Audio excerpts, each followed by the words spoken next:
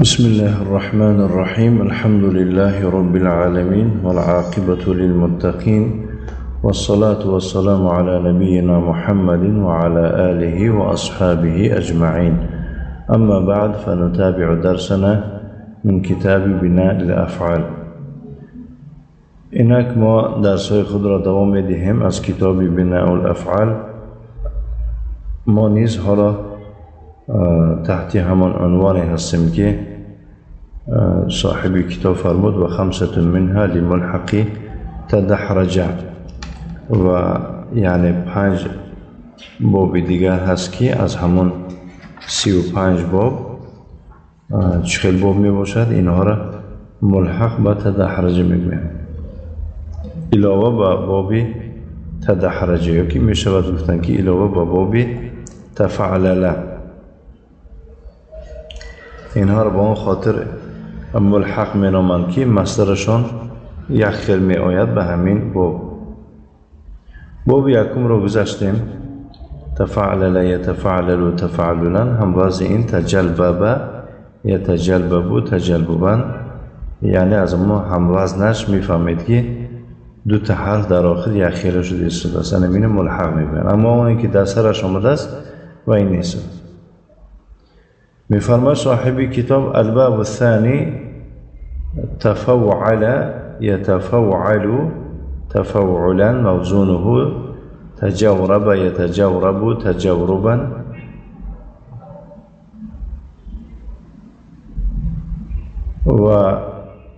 وعلامته أن يكون ماضيه على 5 أحرف بزيادة التاء في أوله والواو بين الفاء والعين وبناؤه للازم نحو تجورب زید.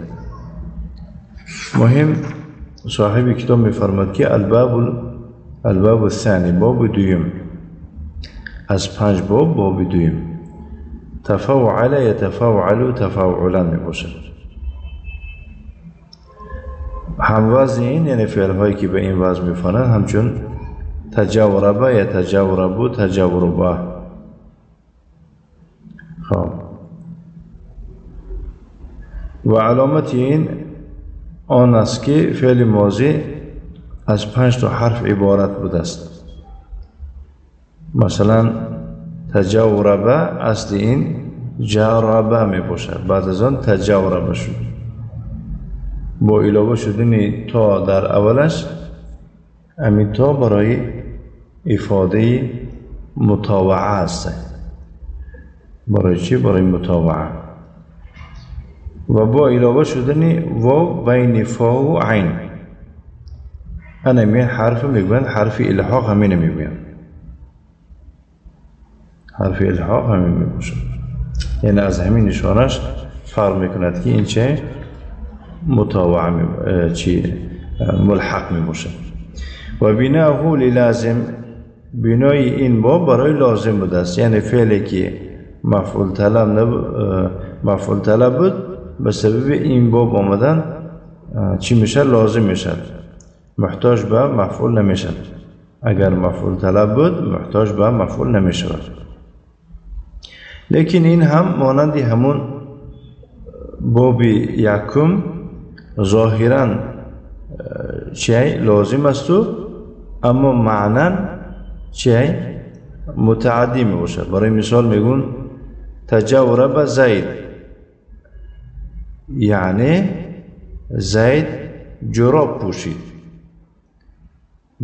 تجورب از کلمه جراب گرفته شده جورب یعنی لبس زید الجوربه. فهمیدید؟ تجورب زید تجورب فعل زید فاعل شده است اما شرحش اگر نگاه کنیم که معناشو بگوییم معناش چی میشد؟ لبس زید الجوربه لبس فعل زید فاعل الجوربه مفعول به میشود. بنابراین این را میگویند که ظاهرا این فعل لازم است و معنا متعدی. کفایه.